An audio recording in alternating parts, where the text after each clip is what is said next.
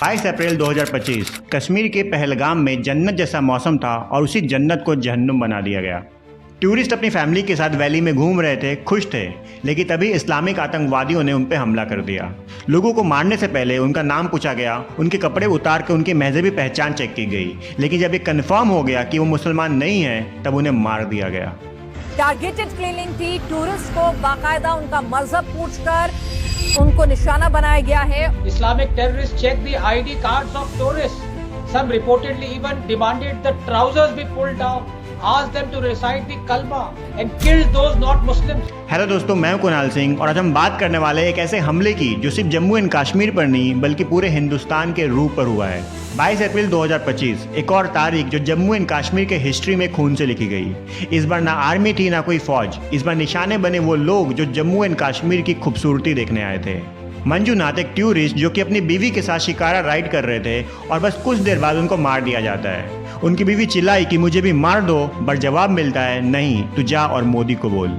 पिछले 25 साल में हमने जम्मू एंड कश्मीर में बहुत कुछ देखा है। 2001 में जम्मू एंड कश्मीर असेंबली पर हमला, 2006 में तोड़ा में 25 लोग मारे गए, 2017 में अमरनाथ यात्रा पर अटैक, 8 लोग शहीद, पर 28 लोग का एक साथ टारगेटेड मर्डर ये पहली बार हुआ है और इस बार तो 2 फॉरेन टूरिस्ट भी इसका शिकार हुए हैं। ये TRF द रेसिडेंस फ्रंट नाम सुना है? नाम देसी है लेकिन काम लश्कर-ए-तैयबा का है। पाकिस्तान ने आर्टिकल 370 के बाद हाइब्रिड वॉर का फॉर्मूला निकाला था। टेररिस्ट भेजो और कह दो कि ये लोकल इशू है, पर सवाल ये है क्या लोकल लोग टूरिस्ट को मारेंगे जिनसे उनकी इकोनॉमी चलती है? नहीं।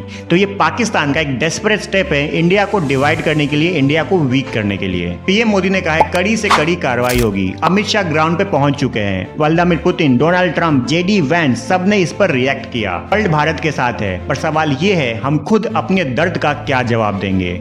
पाकिस्तान में उनको ये समझ आ रहा है कि भारत ठोक देगा और POK में जो टेरर कैंप है वो खाली कराए जा रहे हैं, ऐसी कुछ खबरें आ रही है। और उनको ऐसा क्यों लग रहा है, इसके पीछे का रीजन है ये तस्वीर देखिए।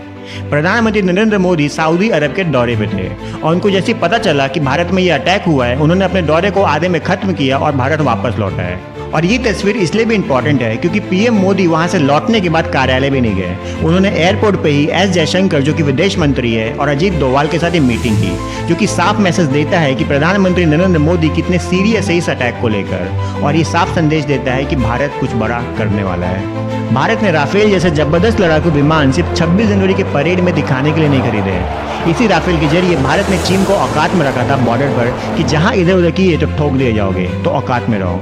और पाकिस्तान में तो घुसने की जरूरत नहीं है, ये राफेल वो कर सकता है। ये नया भारत है, बहुत ऑप्शन है बॉस। और पाकिस्तान से देश को ठोकने के लिए कोई बहुत ही बड़े तूफानी काम की जरूरत नहीं है। हमारी फौज इतनी सशक्त है कि यहाँ से ऑर्डर हुआ और वहाँ काम हो जाएगा। बीते कुछ साल में भारत की मिलिट्री काफी स्ट्रांग दिखी है। पुलवामा के बाद सर्जिकल स्ट्राइक, उरी के बाद एयर स्ट्राइक, पर पॉलिटिकल रिस्पॉन्स कैसे भी कॉन्डेमनेशन पोस्ट तक सीमित रहेगा।